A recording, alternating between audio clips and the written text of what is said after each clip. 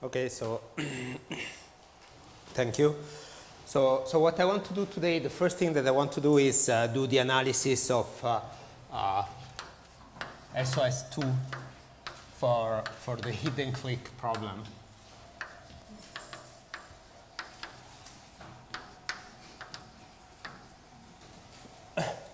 Okay, so this is really a toy case, and actually was done, quite some time ago in a paper. Okay, I don't know, but for instance, in a paper by Feige and Krautgamer.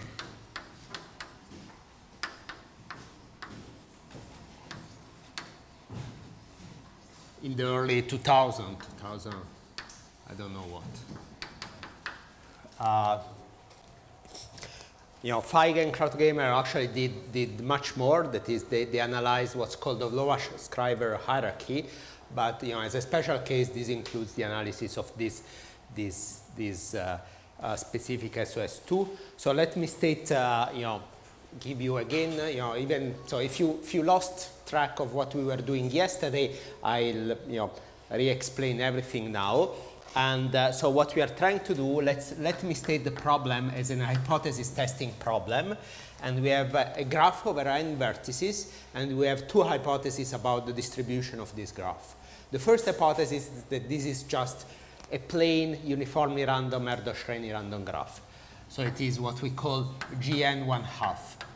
Okay? So this is a graph over n vertices where each edge is present independently with probability 1/2.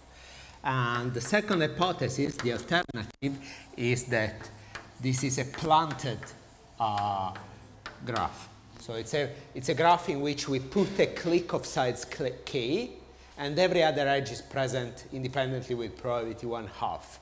And what we want to do, we are given one such graph, and we want to test which hypothesis is true, right? So what we want is a test that is a function from the space of graphs. Let me denote it by script g to 0, 1, where t equal 1 means that we believe that the graph come from this distribution, t equals 0 that comes from this distribution, and we say that the test is successful, or it works successful if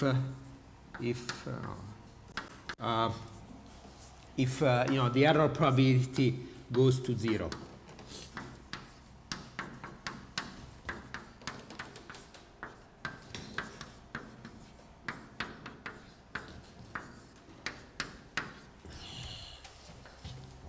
Okay, so both type 1 error and type 2 errors in statistical language go to 0. Okay? And just to give an idea, we know that we have an ideal test that is computing opt, that is the size of the maximum clique. And I remind you what this is maximize sum over i in the vertex set xi subject to xi in 0, 1 and xi xj equals 0 for any ij that is not an edge. Okay? And if you solve this problem, then you can construct a test simply that is the following. I'll say 1 if opt is bigger than k over 2 and 0 otherwise.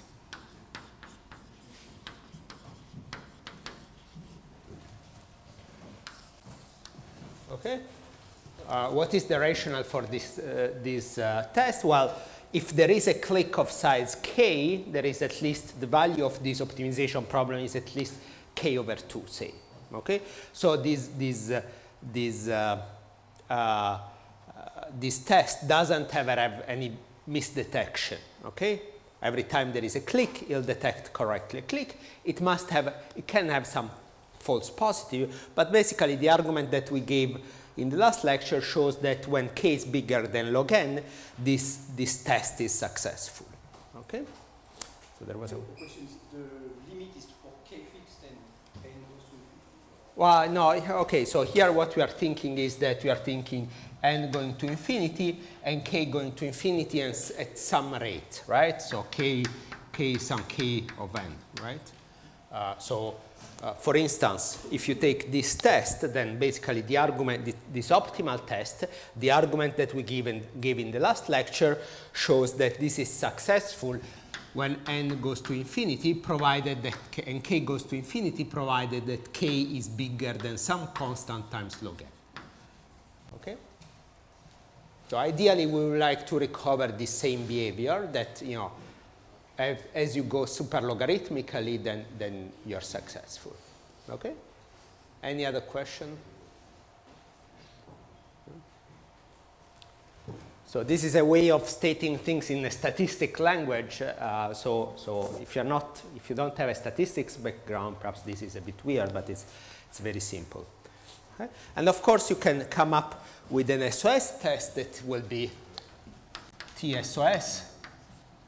G will be the same. Okay? So 1 if the value of the SOS relaxation is bigger than k over 2, and 0 otherwise.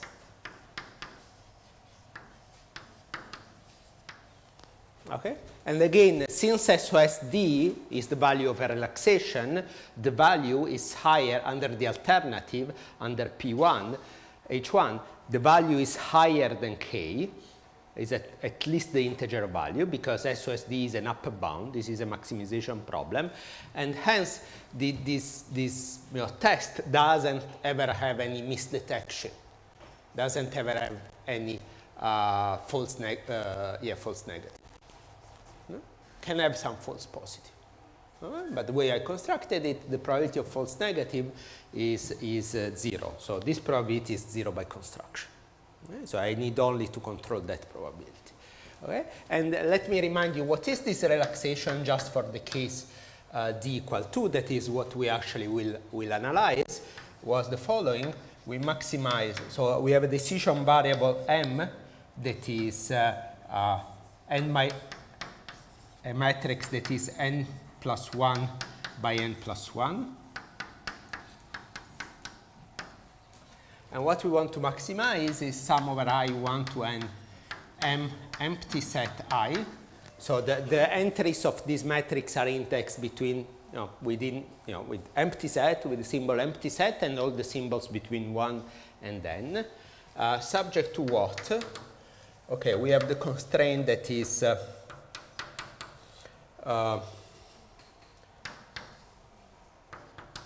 this constraint, and then we have the constraint that is this constraint, and then we have m equal 1, and then we have the constraint that mij equals 0 every time ij is not an edge. So this is just the naive, the simplest SDP relaxation, that is the level 2 of the hierarchy. Okay, now what does it mean to prove? Now what we want to do, we are very pessimistic people here, so we want to prove that this fails actually. Okay? Another day we could try to prove that it succeeds, but how do you prove that this fails? Well, you want to prove that we said that false negative error is 0, so you want to prove that there is a lot of false positive. So what does it mean that there is a lot of false positive? It means that the value of SOS2 is large under the alternative. Okay? So the value of this optimization problem is somehow what the SDP is telling you is the size of the clique. SDP is failing. We know that the real clique has size log n. SOS fails means that it tells you that it's much bigger than what it actually is. Does that make sense? So we want to prove that it fails, so we want to prove that this thing is big, that the value of this thing is big. Okay, tableau 1, monter. All right, so how do you prove that this is big? Basically at high level, the proofs always go like this. You kind of use what you know about this optimization problem to come up with a witness. That is, with a feasible solution, with a matrix M that satisfies all the constraints and has a large value.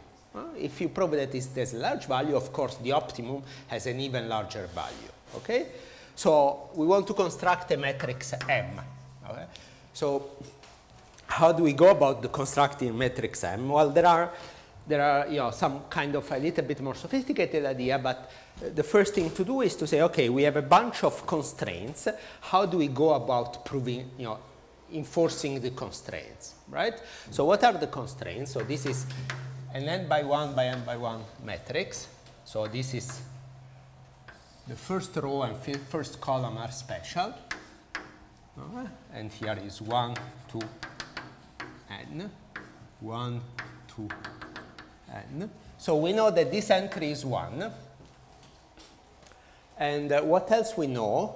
We know that all the entries that, the only entries out of this row column and out of the diagonal, the only entries that are non-zero are the ones that correspond to the edges of the graph. So what are we going to do about it? Well, the most naive thing that you can do is say, okay, they're all equal. Okay? So you say, you put here B every time there is an edge. So Mij equal to B if, so for I different from J, if Ij is an edge and 0 otherwise. And now we have to fill, so you have most zeros and some B's. Okay? And then you have to fill the diagonal and this thing. Well, the simplest thing is that I put everywhere the same value. So I put here the same value.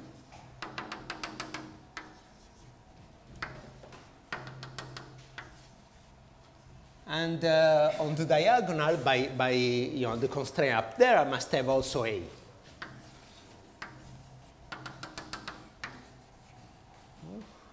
So this is my witness.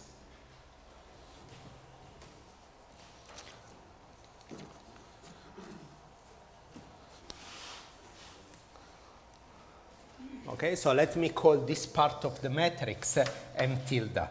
So this is an n by n matrix. So what we are saying is that M tilde is what?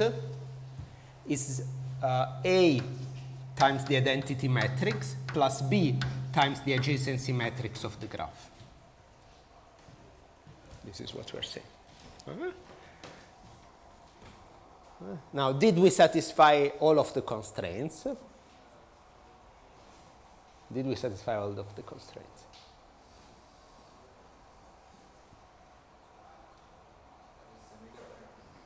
So there is one that has left, that is the semi-definite constraints that we have. This is normally the last that you check, that we have to check, right? If we satisfied all the constraints with this, we would get arbitrarily large value, because what is the value of this solution? The value of this solution is A times n, right? It's the sum of all of these entries, so it's A times n, okay?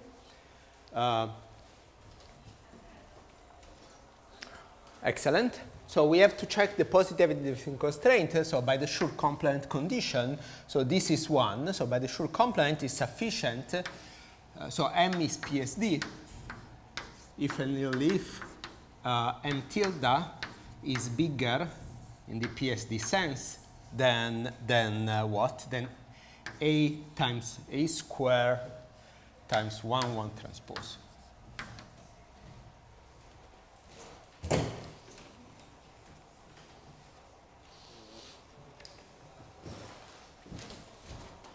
Okay, so what we have to check is that A times the identity matrix plus B times the adjacency matrix of the graph is bigger than A times 1 transpose.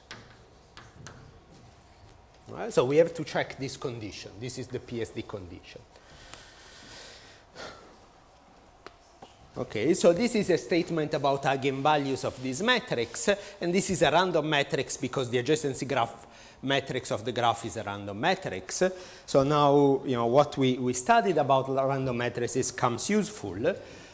We can compute the expectation of A.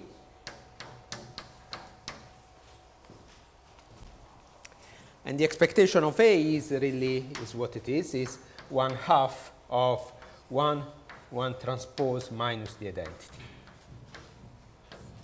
Right? So here I'm putting adjacency metric equal to 0 on the diagonal. Okay? And what else we know?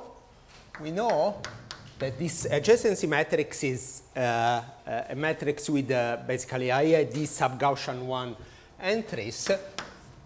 So its distance from its expectation in operator norm is less than, say, 10 square root of n without a probability. Okay, so let me call this matrix W. So what we get is that A, the identity, plus, so what we need to prove, okay, so let me write to the, what we need to prove is A, the identity, plus, plus what? Plus B over 2, 1, 1 transpose, minus 1/2 times the identity, plus B times W is bigger or equal than A times 1, 1 transpose. So we need to check this.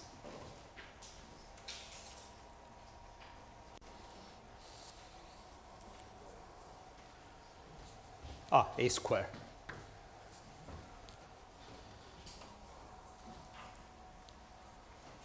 All right, all right. Okay, so one way to satisfy this condition is that you have this bigger than that in the PSD order, and you know, the rest PSD. Okay, so one way to satisfy this is to have B over 2 bigger or equal than A square, and whatever else, right? So B times W bigger or equal than minus A to the minus 1/2 times the identity. Right? So for this to be true, it's sufficient what? It's sufficient that A is bigger or equal than 1/2 plus 10 square root of n. Because this has a minimum eigenvalue at most minus 10 square root of n. So if I put here something, you know, times B. Times B. Okay. So if this guy is much more negative than what this guy can be, then I'm fine. Okay. So we found that this witness is PSD if, you know, provided, you know, a sufficient condition for that witness to be PSD is that these two equations are satisfied. Okay?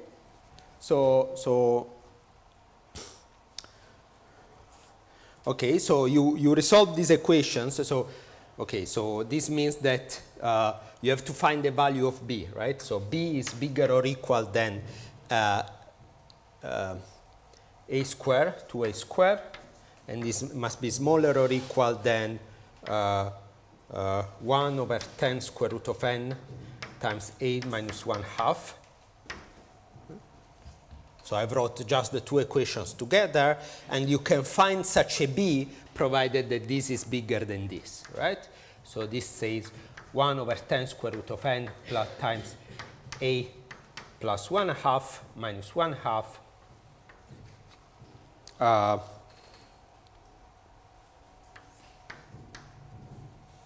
bigger or equal than 2A squared. Okay, so if you do the calculation, now you not redo, turns out that this is satisfied provided that, oh, now I'm in trouble. I think. B missing, this is B over 2I. In the first equation, this is B over 2, yes, B over 2. Oh, okay, right.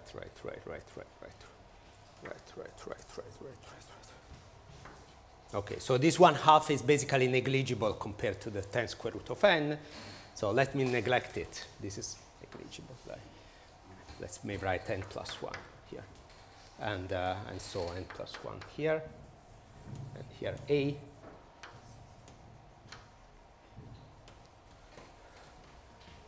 and so you get that at the end of the day, a must be smaller 1 over 20 times square root of n plus 1. Okay, so a is less than a constant times square root of n for n large enough. Okay, so what does this tell you? So let's say that the constant is 1 over 100. Okay.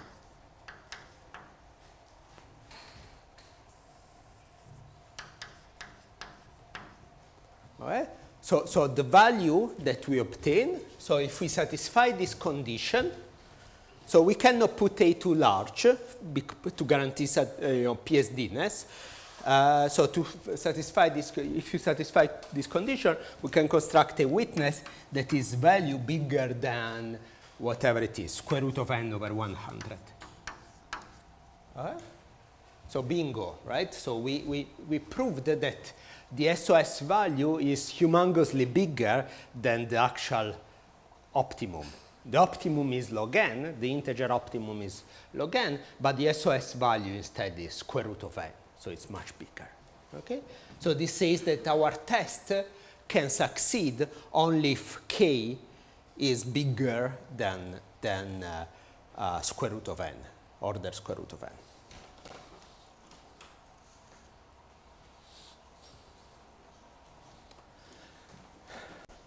Any question?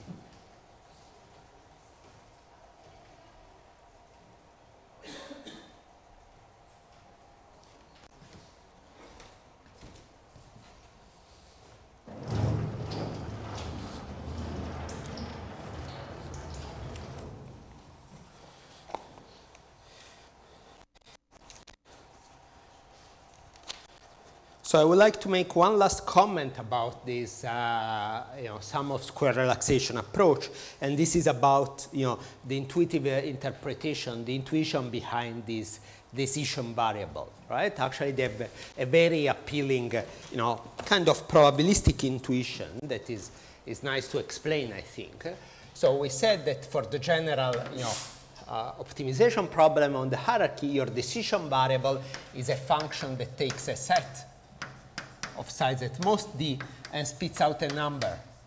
So what is really the meaning of this x?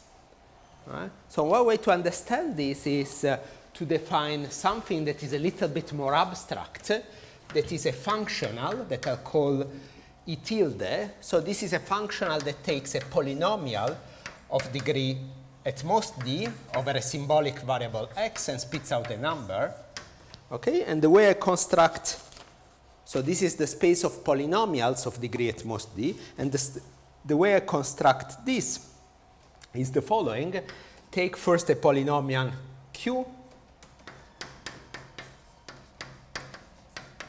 that is multilinear.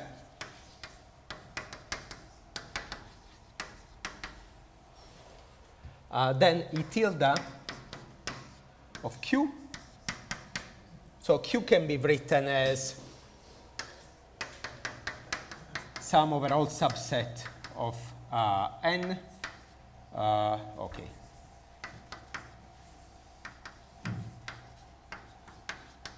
Qs xs, where this notation is the product of the xi in S. So xs denotes the product over I in S of xi. Okay? So I define this to be sum over S in this set of Qs times x of S. Okay? I can do that. Well, nobody forbids me that. And we extend, so this is for multilinear polynomial. We extend to general polynomial by linearization. I mean, basically, every time I see in the polynomial x square, I replace with x, because we know that our basic variable are 0 and 1. So we extend it, formally we extend by to arbitrary polynomial by the following thing: identity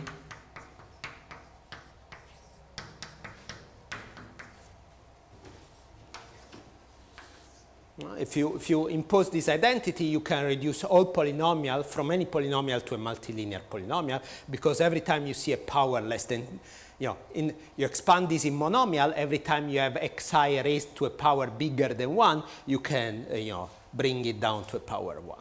Okay, so this you get a functional over general polynomials. If you make this definition, then our optimization problem, our SOSD, is the same as the following.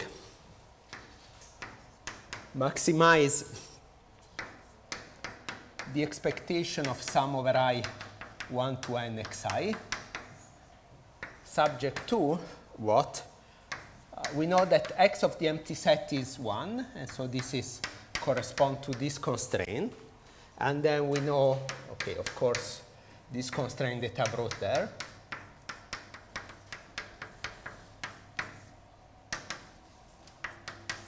This is for any polynomial. So these expressions are understood to hold for any polynomial such that whatever comes inside its degree at most d.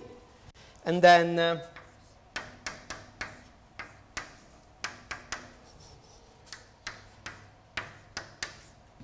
okay, so this is for any q in d minus 2 x.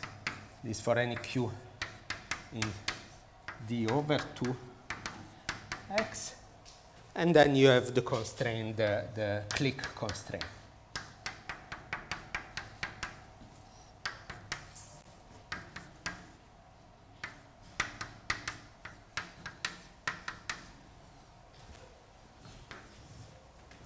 So I claim that this optimization problem, this is the optimization problem over E tilde. Now, this is admittedly a little bit more abstract because now we're optimizing over a functional. But if you think of it, a functional is just a bunch of numbers in this case, because this is a finite dimensional space. So you're optimizing over a functional subject to these constraints. And if you look at it, I denoted this functional in this E tilde way because these are the properties that you would impose on an expectation. Right? So an expectation, what it is something that has, so expectation for a probability distribution over the hypercube, over the Hamming hypercube. Expectation of 1 is 1, expectation of a square is non-negative, and then since I'm on the hypercube, I satisfy this. Okay? And turns out that if you impose all these constraints up to d equal n, then this is only expectations satisfy this constraint. So this is a real expectation. If you impose these up to a level d, then this is what is called a pseudo expectation. So people call this a pseudo expectation.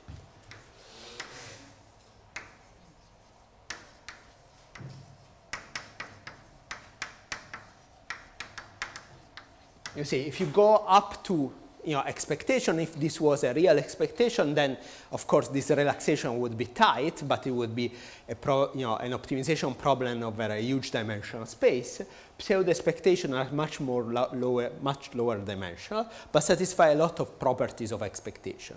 For instance, one easy exercise is to check that pseudo expectations satisfy Cauchy-Schwarz inequality, and this follows immediately from this. Another less easy exercise is to prove that if you take d large enough, they satisfy Hölder inequality with the rational exponents, and so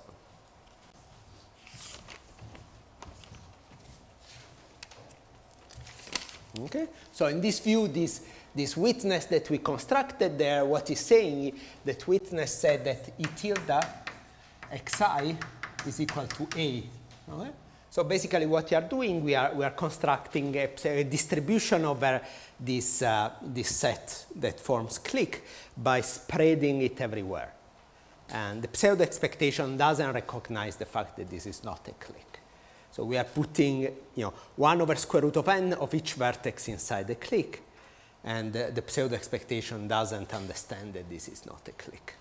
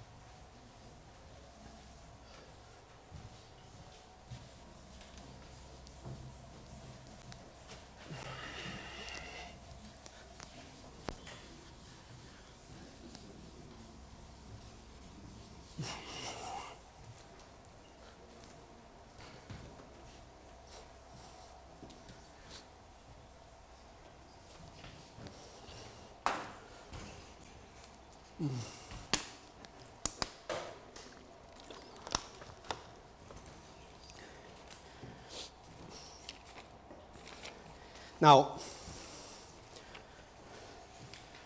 I explained all of this. I spent some time, actually, I'll do something more about this hidden clique problem, but I want to take a little parenthesis because you might be a little bit bored and say, okay, who cares about, after all, about this hidden clique problem, right? And all these nice phenomena that you're explaining, are these specific to this problem? After all, this has a very combinatorial flavor. It's a very computer science flavor. I'm an applied mathematician. I'm not a computer scientist. Or I'm a statistician. I'm not a computer scientist. I don't care about cliques in graphs. Okay? So the claim is that actually these phenomena are pretty much universal. And cases like compressed sensing, or compressed sensing, and even compressed sensing is not always like that. Or matrix completion in which simple convex relaxation works well are really the exception, are the very lucky exception. And the norm instead is the one that happens in the hidden clique problem, that things go much worse than what you could hope, right? So you compute a statistical lower bound, so you compute a minimax lower bound, and then you want to come up with an algorithm to achieve it, and you cannot do it. And your students cannot do it, and the students of their students cannot do it, and so on. Okay, so let me give you another example in which this happens. And this is the sparse Pca.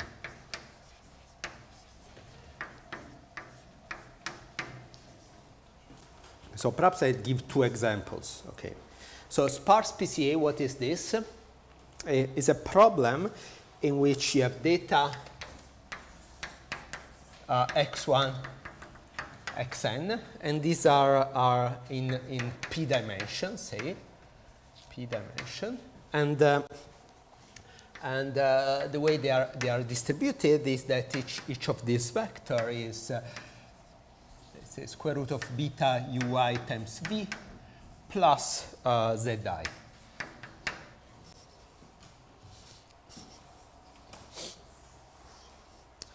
Okay, so here what is the convention is that v is a fixed vector. So this is non-random, and say the ui are IID normal 0, 1, and the zi are IID normal 0 IP. Okay, so this is a little bit one of the most prototypical problem in structured covariance estimation. Another way to state it is that the xi's are IID normal 0 sigma, where sigma is equal to what? To beta VV transpose plus the identity. So you have data that comes from a covariance matrix that is unknown, but you know that is very structured.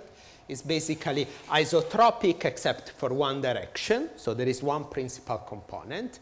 So the data look like a big sausage or a cigar. But you know that this principal direction is not any principal direction, but is a sparse vector. Okay? So what you know is that B0 is less than some S0, say. And you can study other notion of sparsity. And the question is estimate V.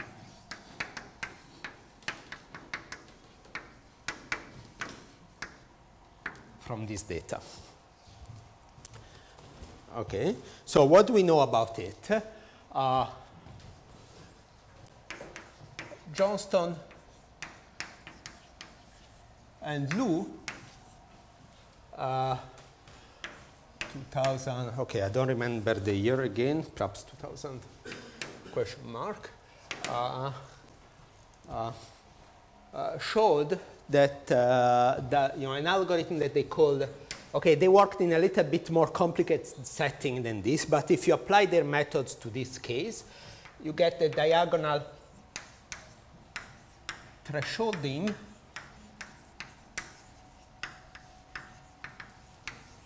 works and let me be a bit vague about what I mean by this, if n, the number of sample bigger than up to constant, is 0 square log p. And again, let me, no, I will not give all the technical assumptions. So here, okay, depending on what you mean by works, you have to make other assumptions of V, but think of V as a vector that has all non-zero entries of the same order. So what is the diagonal thresholding algorithm? It's something very simple. You take your data, you compute the empirical covariance matrix, okay? So you compute sigma hat, that is 1 over n sum over I 1 to n xi transpose. Okay, so this is the empirical covariance. You just look at the diagonal of this covariance, and you can look at the S0 entries of the diagonal that are the biggest. Somehow what's happened is that these vectors, these xi, have, they are how they are made. They are all noisy, but the entry in the support of V are a bit bigger. Okay? They can be bigger positive or bigger negative. They might have sign, but they contain more energy in a sense. So if you look at the empirical covariance, the entries corresponding to the support of V should be bigger in the empirical covariance. Okay? So this is what they proved, and this was very nice because, on the positive side, because it says you can estimate basically your vector of V from less samples than P. You need less samples than the number of dimensions. Okay? Okay, so is this optimal?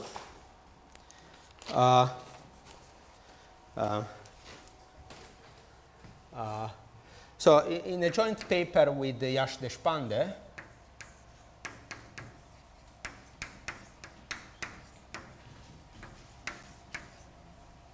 this is 2015 perhaps.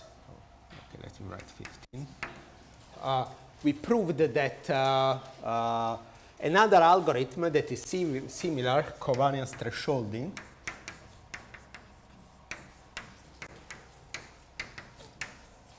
works if n is bigger or equal than, and this twiggle hides constant factor S0 square. Okay? So we worked hard and came up with what we thought actually was not our algorithm, was an algorithm in a paper of Nadler, Krautgemier, and Vilenchik. We proved that we could shave off the log factor. Okay? So we worked hard and we shaved off the log factors. What is the optimal thing? Well, there is a paper by Amini and Wainwright back in the oh, perhaps it's 2000 again. I don't remember the year.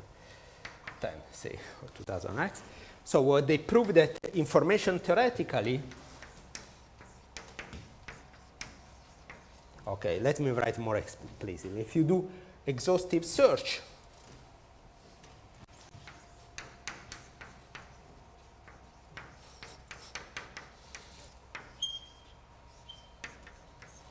succeeds if n is bigger than S0 log p.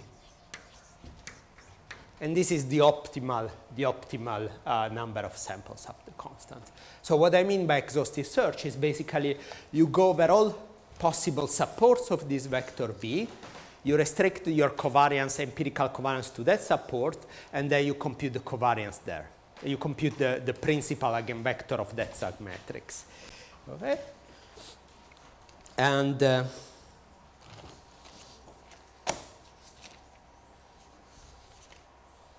okay, so this is a problem in which the same scenario as for the hidden clique problem emerges. That is, as the number of samples increases, first there is a region in which this is statistically impossible. Then there is a region where it is statistically possible, but we don't know any algorithm. And then there is a region in which this is computationally okay. So this is S0 log S0 square log S0 square actually, and this is S0 log P. So we don't know what happens in this region, but people, for instance, analyze the sum of square hierarchy. So there is a paper of my Vigderson that proves that the sum of squares hierarchy fails in this regime. And there is several papers, starting with a paper of Bertin Rigolet, that proves that if the hidden clique problem is hard, then also this problem is hard in this regime. So there is a reduction for this regime. Okay. So this is another problem in which there is, a computation information gap.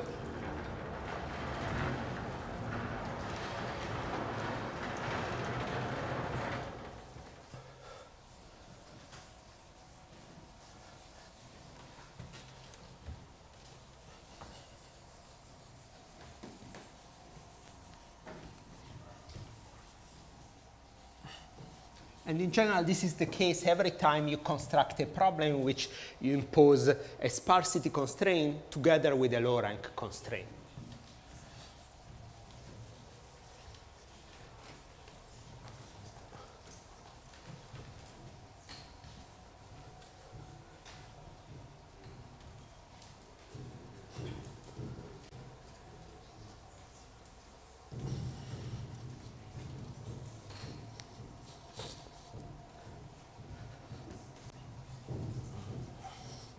There is let me give you another example of this phenomenon.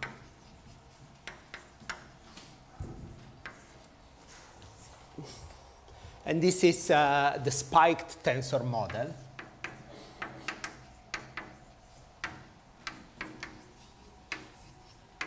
Or also called sometimes tensor Pca.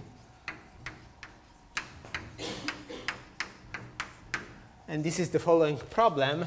So we saw the spiked matrix model. You have a matrix that is a rank 1 matrix plus noise. A natural generalization is the following. You have a tensor y. So this is a tensor of order k. And this is a rank 1 tensor plus noise. Okay? So the noise is a tensor with index I1, I2, Ik. So what is a tensor is just a multidimensional table for my purposes. So, an order 3 tensor is just like a cube, an object with 3 indices. A order k tensor is an object with k indices. This is random noise up to symmetry. So let's say that if the entries are ordered, this is norma 0, 1 over n.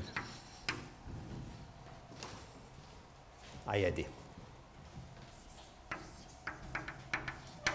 And you can complete this by symmetries. And it doesn't really matter what you put where two entries are coincide. For instance, you can put 0 there. And the question is, you observe such a tensor and you want to estimate V. So observe Y, estimate.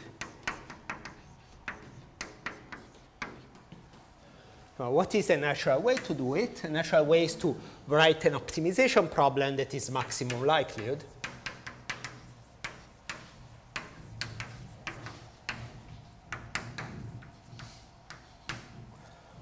So what is maximum likelihood for this problem? If you think a little bit about it, it's basically the following. You maximize y times x tensor k. So what is this? This is sum over I1, Ik, I, y, I1, Ik, x, I1, x, Ik, subject to x on the unit sphere.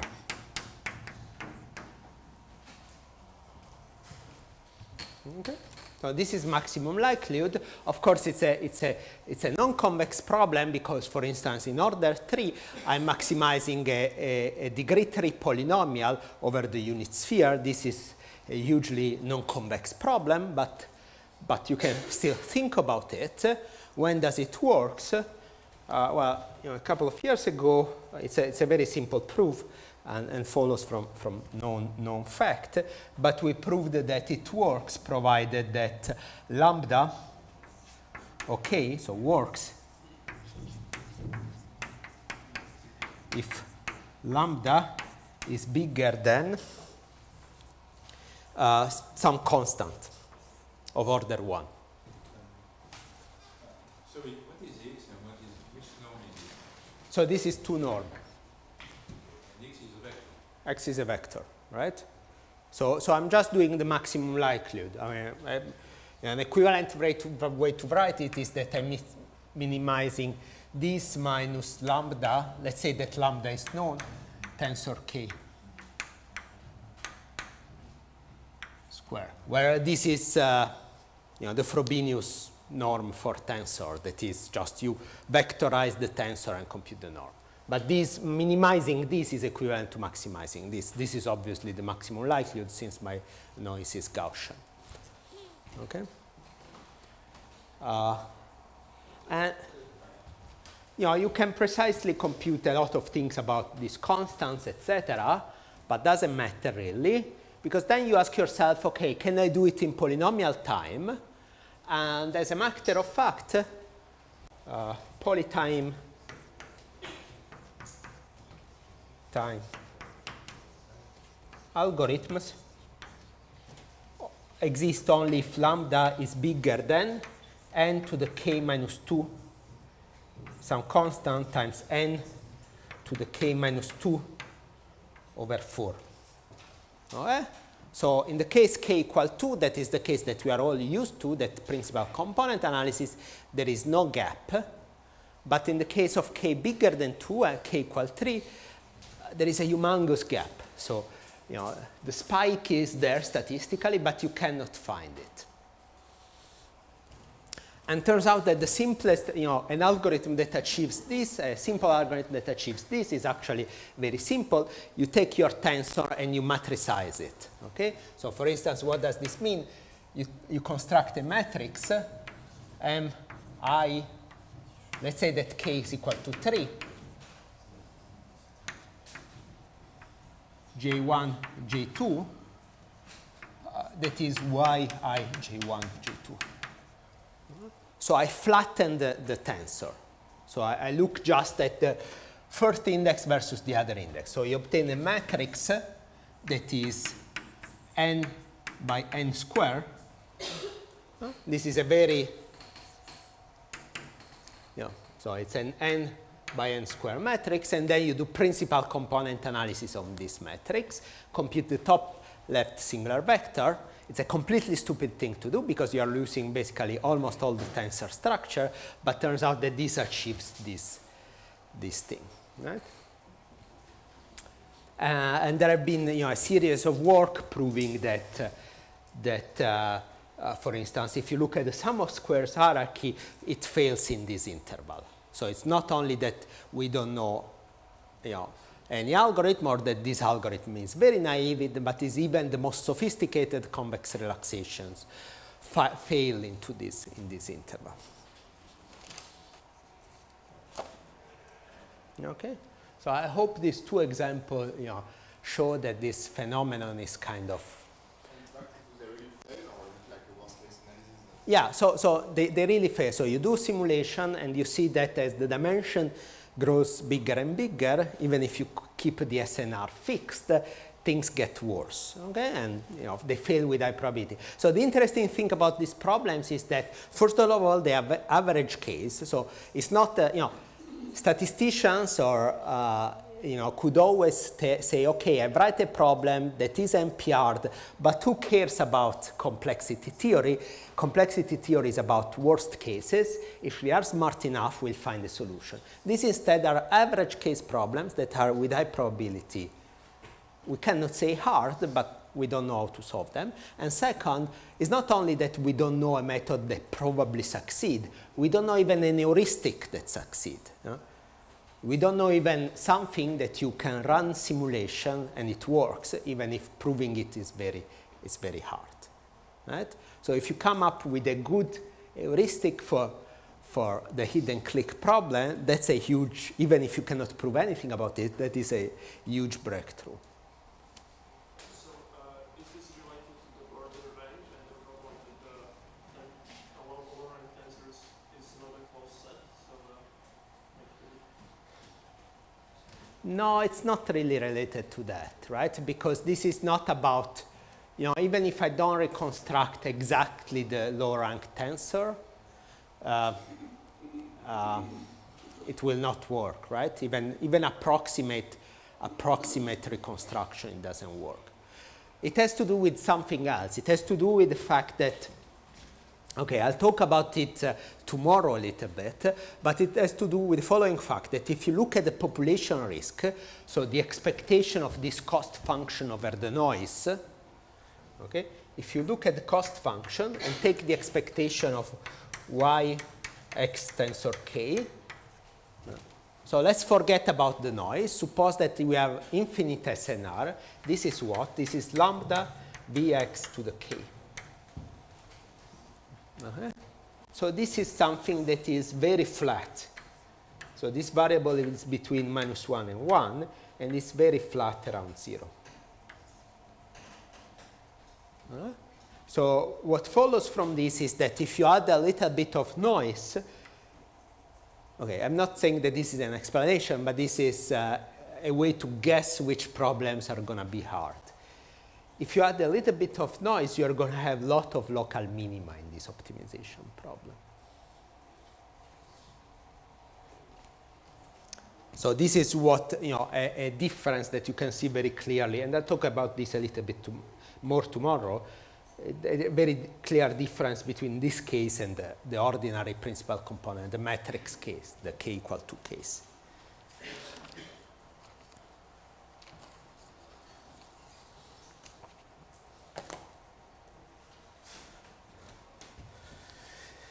Okay.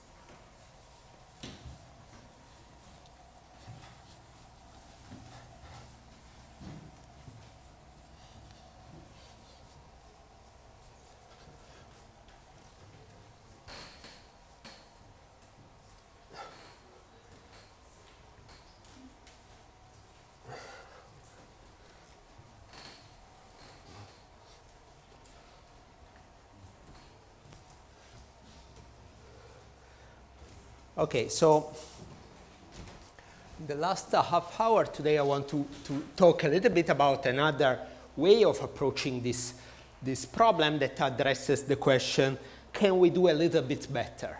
Okay, so we saw that there is this huge gap between in these problems between what you can achieve statistically and what you can achieve computationally. For instance, for the hidden clique problem, we saw this boundary at square root of n, and we saw that if you use the Alon et al. Paper algorithm, you are stuck at 1 times square root of n, right? Because this is the threshold at which the spike emerges. Okay, so in the hidden clique, so Alon et al., we saw that this requires k bigger than 1 plus mod of 1 square root of n. No? Because the first step of their algorithm is really do the principal component analysis of this adjacency matrix, this balanced adjacency matrix, and take the principal eigenvector. That principal eigenvector is correlated with the clique only above the BBAP phase transition, and that phase transition is at square root of n. Right? So we saw that we cannot push this, or we didn't find a way to push this to log n, which is what we would like to do. Can we push it a little bit? Reduce the constant, for instance. So there is a way to do this using a type of algorithm that is called message passing. And in particular, I talk about a version of this that we call AMP for approximate message passing. All right, so this is something that we can be looked at from many points of view and can be explained from many points of view. So there are many points of view, but okay, one of them is look at it as a nonlinear power method.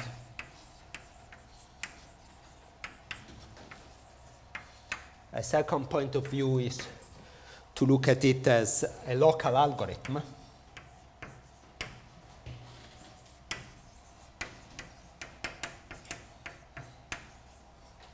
A third point of view is that it is an algorithm that somehow computes a low-degree polynomial of the graph.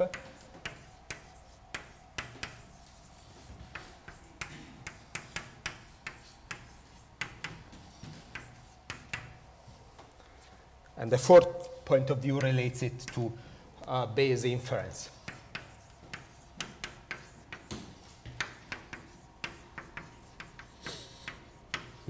And via this to statistical physics.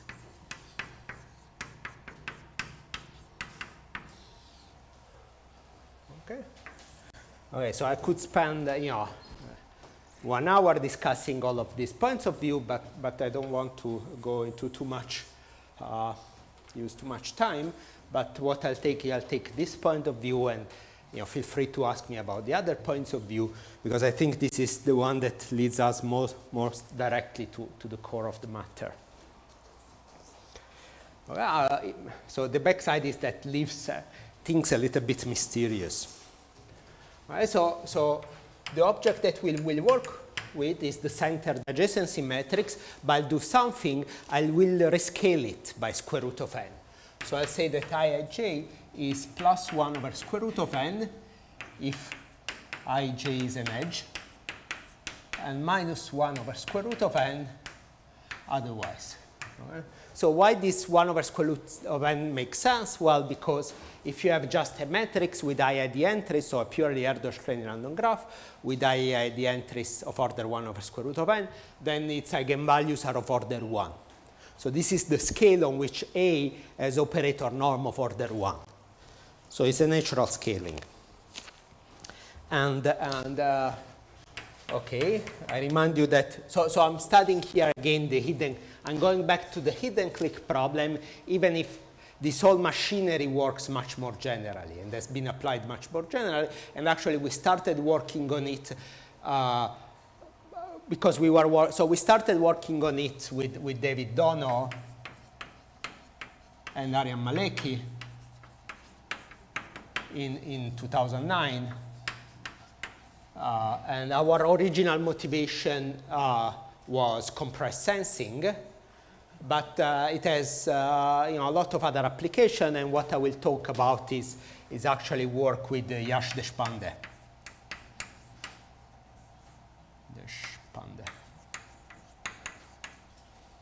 So with the Yash, we worked on the hidden clique problem using the same method. So the matrix A is what? Is 1 over n, 1 on S, 1 on S transpose, plus W minus WSS. And Wij for I less than j are IAD uniform in plus or minus 1 over square root of n.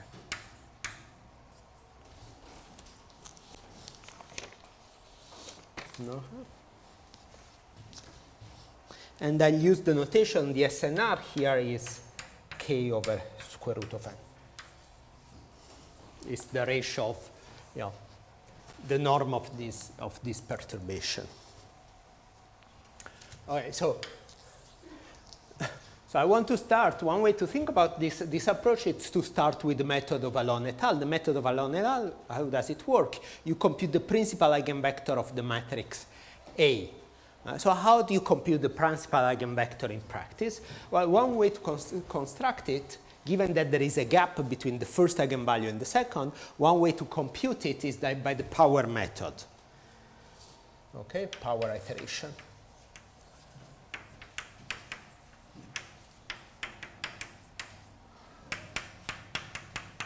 So what is the power iteration? It's just this simple thing.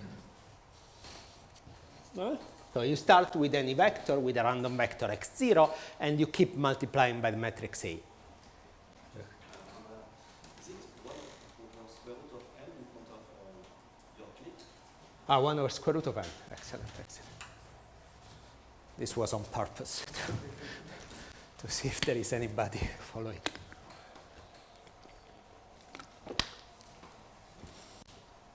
Yeah, so I get that, this has norm k, so the whole norm of this is k over square root of n, as I brought. So this guy, after basically logarithmic number of iteration, log n iteration converges to something that has a large scalar product with the top eigenvector. If you are at lambda bigger than 1, you have a gap between the first eigenvalue and the bulk. The first eigenvalue is at lambda plus 1 over lambda. The bulk starts at 2. Sorry, there is a gap here. If you keep multiplying by A, you converge to this eigenvector. Now, what is bad about the spectral method? Well, the spectral method doesn't use in any way sparsity. Doesn't use in any way the fact that we know that the spike, 1s, is sparse. So how do we enforce sparsity? Well, one idea would be the following. We enforce sparsity at each iteration.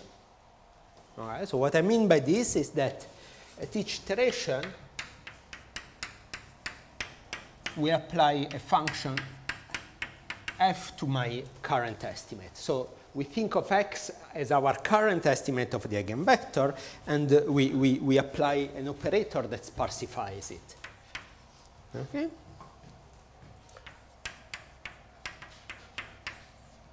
Where this is a function. So for instance,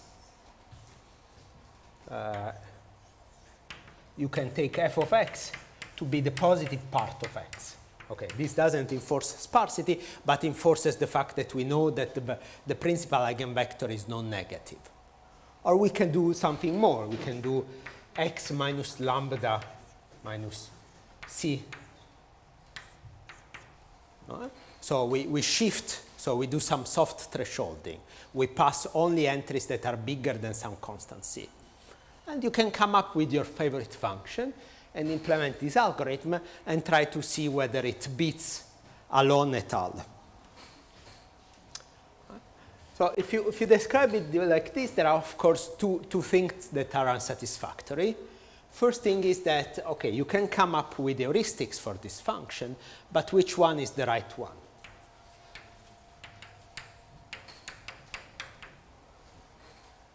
And the second question is, you see, this thing is pretty messy to analyze, right? Because I have a random matrix and I have a nonlinear function, so I have a kind of messy dynamical system. I don't know how to analyze it.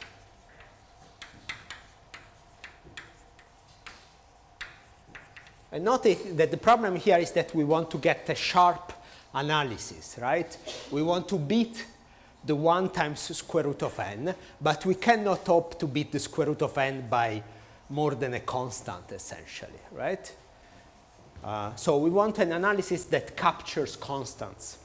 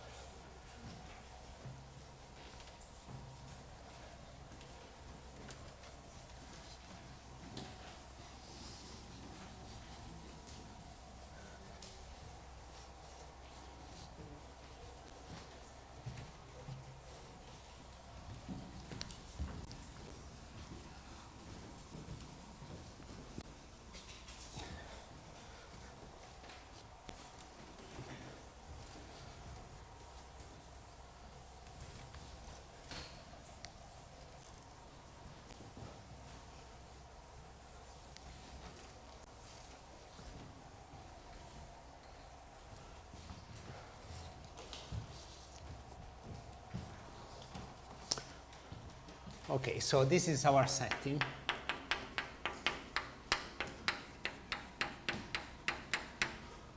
And A is 1 over square root of n 1 1 transpose plus W. And this is really negligible, so I will basically neglect it. And now we want to analyze this. If we analyze it, then we get a handle on what should f be. Okay? So this is very difficult, but I will still try. And I will try to do heuristically. I will do a wrong calculation, but turns out that this wrong calculation gives me the right answer. You see, my background is in physics, and one thing that I know as a physicist is that a wrong calculation is better than no calculation at all. Right? So I'll take ft equal f, and I'll assume to be separable. So what I mean by separable is that f of x is just f of x1, f of x2, with the overloading of notation, f of xn. So it acts separately on each coordinate. Okay? So it doesn't depend on time, just for simplicity, and is separable. And now I want to understand what is xt plus 1I.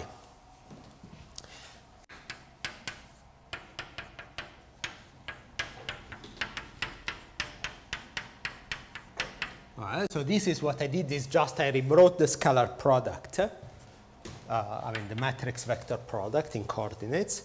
So this is what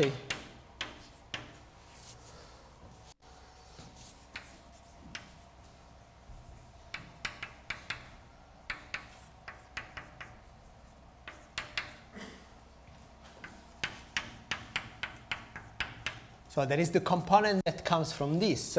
So you get the indicator over I in S, and then the sum gets restricted to S. And then you have the component that comes from this.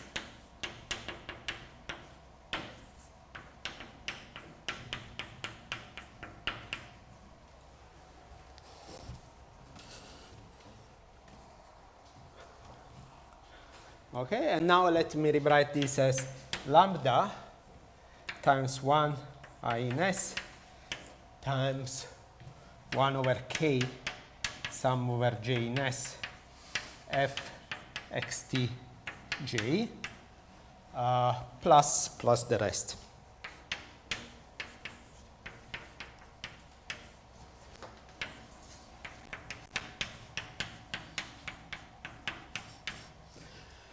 And now what happens? Here I have 1 over k. K is very large. N is very large, and k is also very large. 1 over k times a sum of terms. Okay?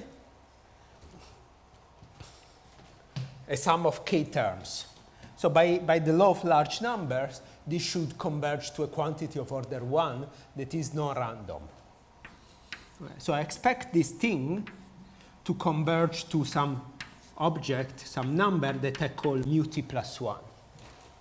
That is just a non-random constant. Here, instead, what do I have? I have a sum of n terms.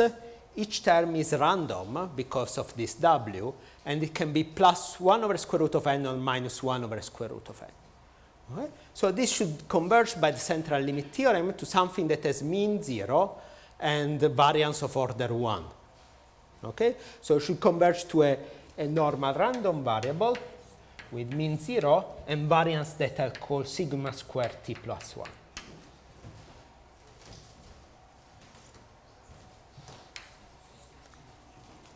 Very nice. So if this heuristic is correct, then what you get is that xt is equal to some mu t times the indicator vector on S plus sigma t approximately times z, where z is normal 0 I n. And what are the equations that we get for mu and sigma? Well, mu t plus 1 is the sum of these guys. So is lambda times 1 over k sum over I. Okay, let me write approximately in S, f of mu t plus sigma t zi, and sigma t plus 1 should be 1 over n sum over I 1 to n f of sigma t. Okay, let me write mu t I s I in S plus sigma t zi. So I just rewrote what, were the definition of these two objects. And in the limit, if this is really Gaussian, this equation boils down to the following: mu t plus 1 equal lambda times the expectation of f mu t plus sigma t times z, where expectation is with respect to z, that is standard normal, and sigma square t plus 1 equal to expectation of f mu t. Okay, here the mu t doesn't matter because there are only k terms in which this indicator appear, and k is negligible compared to n, so you get sigma tz square. Okay, so this is a very nice calculation.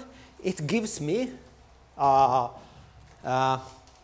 the asymptotic distribution of my iterates in terms of something very similar, that is basically a scalar recursion that you can implement on your computer in matter of seconds. It's 2 lines of codes, and you can compute this mu t after any number of iterations.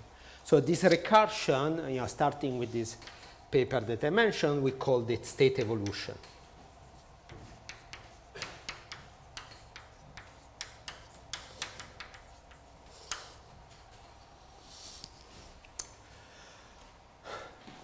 Now, unfortunately, this calculation is wrong, right? Why is it wrong? Well, apart from the fact that I skipped the steps, but that's never the issue, right? But there is something conceptually really wrong. And in fact, it's not really that the derivation is wrong. And the result as it's written here is, the statement as it's written here is wrong. Sorry? Probability assumption. Well, no, I assumed it, so assumptions are never wrong. Can be bad, but they're not wrong. Here I did something non-trivial only here, right? When I said, okay, this is apply, law of large numbers and central limit theorem, right? Is there something bad in doing central limit theorem?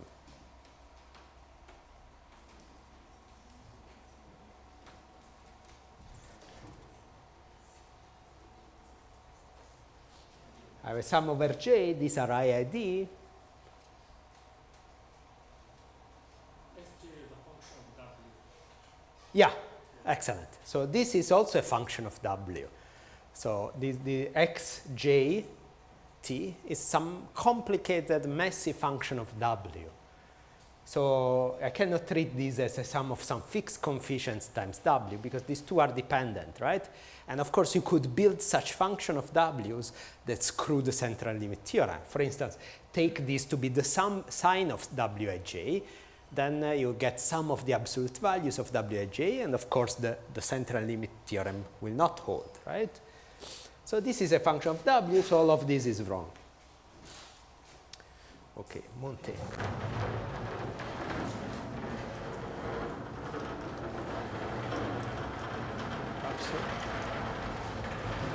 Descend.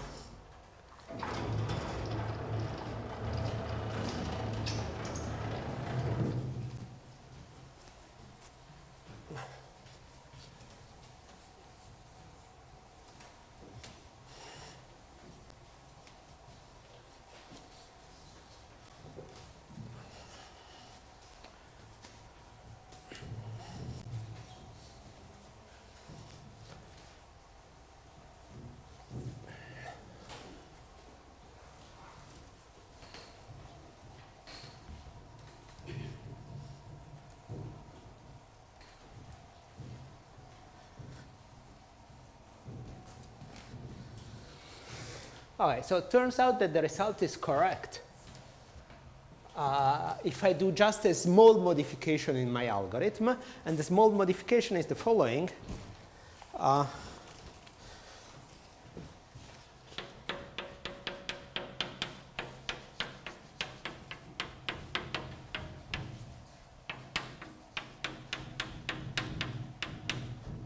I have the memory term where this coefficient bt is 1 over n times the divergence of the function. So here this can be any sequence of functions, like the divergence of t at xt.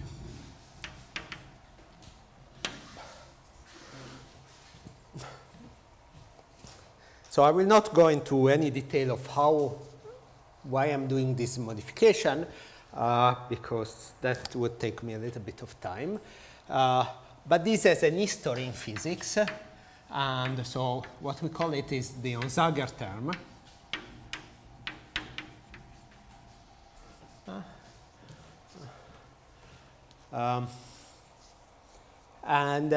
In physics played the role of,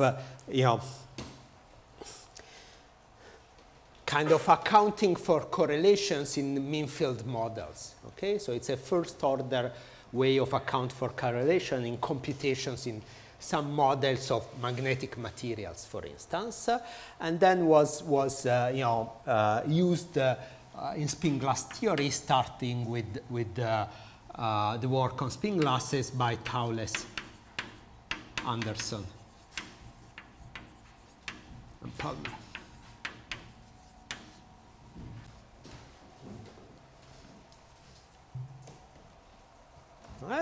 So it's actually something pretty deep and was used in physics for a while.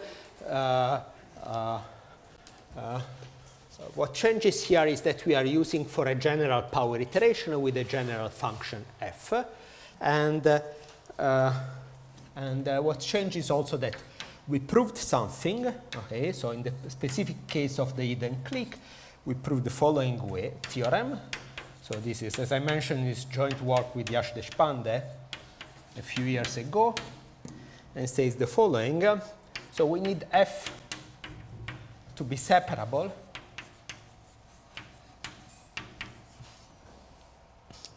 and a polynomial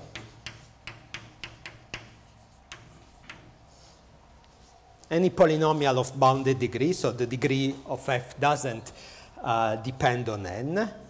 Then for any t, so you fixed t, the following happens. If you look at 1 over n sum over I 1 to n of, okay, let me write it differently. It's equivalent but a bit clearer to write it this way. 1 over n minus k sum over I in S complement delta xit. So what is this? This is the empirical distribution of my variable xi. So you have a vector of length n, look at all the guys that are not in the clique, and you compute its empirical distribution, its histogram. And what I claim is that this converges weakly, so this is weak convergence, to a normal of mean 0 and variance sigma squared t. So this was what I was claiming before. And if you look inside the clique, instead, this converges weakly to normal mu t sigma squared t. So this is basically saying what I said informally before, that the distribution on the entries that are inside the clique is normal with some mean mu and variance sigma squared that are exactly defined by the state evolution relations, and outside the clique is normal with mean v0 and variance sigma squared. Now this requires, this polynomial assumption, and this is related to the fact that we have plus minus 1 entries and this for the random matrix A, and with plus minus 1. So this convergence is almost surely. almost sure convergence. So almost surely this converges weakly, almost surely with respect to the choice of the matrix A. And for matrices with plus minus 1 over square root entries, we don't have a very good way of analyzing this algorithm, and we can do it. I mean, we have a nice way, but it works only for polynomial functions. But you can basically approximate any function by polynomial. So for the sake of analysis, is good enough. We have stronger results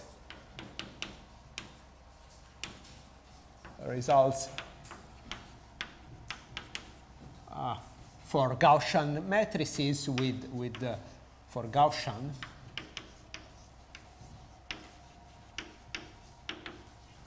with Bayati and with Jovanmort.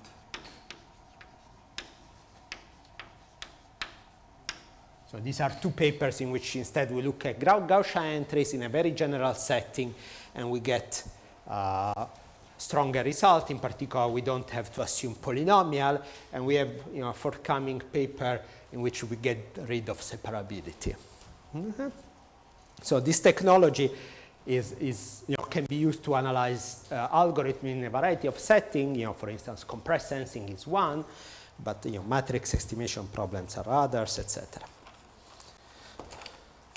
So now what does this tell us? So basically what's happening here is that this term makes this, gets rid of all the this very simple term gets rid of all the dependencies that screw the theorem, screw the calculation up there.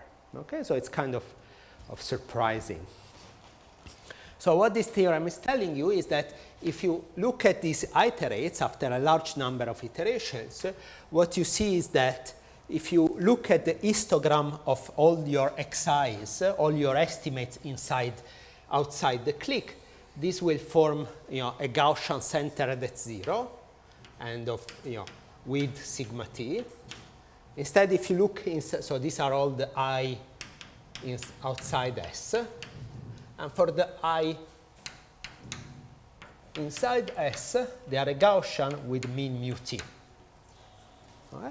So optimizing the function, the nonlinear function f, means choosing f in such a way that this separation is as big as possible. Okay? So once you have that recursion, you can choose such an f explicitly. And what you get that the optimal f, ft of x, is really, okay, let me write it as this form for some constant. All right? So each time I exponentiate my variable.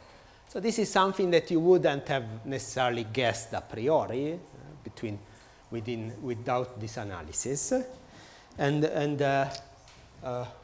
what you do, what you get if you choose, so where C is something that is chosen in the right way. So if you choose this, you get the following type of evolution. If you look at the ratio, this, mu t over sigma t, that is what matter. For this kind of function, this behaves like this. So if you plug this kind of function for the right constant c inside the state evolution equation, you get this evolution, lambda times e to the xi t square over 2. So how does this behave? Okay, let me write it like this. So I have the function e to the xi square over 2, and then I have the function xi over lambda. Okay. So for lambda small, xi over lambda is like this, it's very sharp. So you start this iteration at 0, and you converge to a fixed point. It means that the mean remains at the same order as the variance, and you cannot really separate the clique from the rest. Okay? In fact, this plot is a little bit unrealistic because the clique has much fewer vertices than the Gaussian. So it's more something like this. Okay? So if there is a bounded separation, it's completely hidden inside the tail of the Gaussian. Right? So for small lambda, you converge to a fixed point and you cannot separate. But for large lambda, so this is lambda small. For large lambda, okay, this behaves like this, and you have a gap between the two. So this is large lambda. So what you get is that you start at 0, and this goes to infinity. So it means that if you run sufficiently many iterations, you can separate arbitrarily well these two Gaussians. And so you can identify very well the vertices in S. And what is the critical lambda between the two? You do a couple of lines of calculus, and you get the lambda critical. So the algorithm succeeds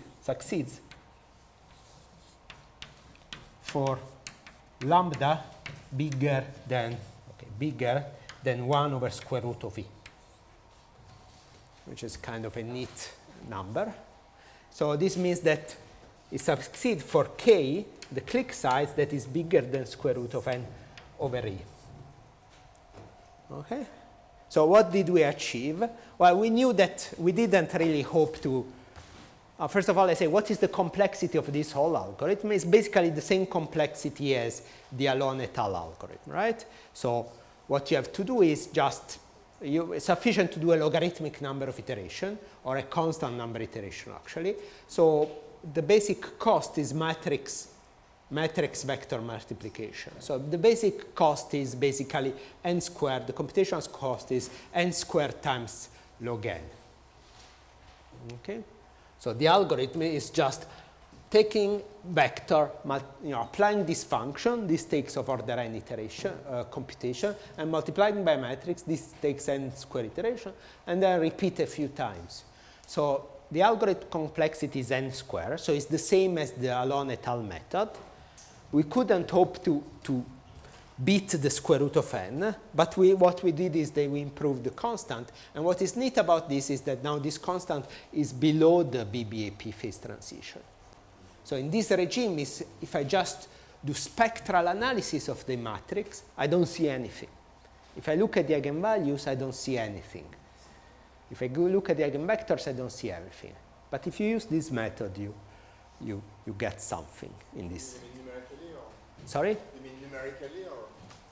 It's Numerical observation, or it's what is the numerical? The fact that at this constant level you get Why? significant object. Well, it's that you see something. It's a we prove it. I didn't prove did all the proof, but we have a theorem that says that as soon as you have square root of n over e size, then you can reconstruct it exactly. But the fact that the spectral method doesn't work. That is you can prove it basically. That if you compute, right? So yeah. Yeah, so you can prove that, for instance, if you look at the law of the eigenvalues, this is undistinguishable, basically. Okay, thank you.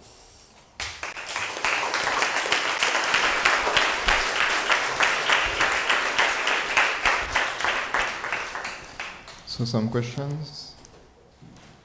Andrea? Coffee.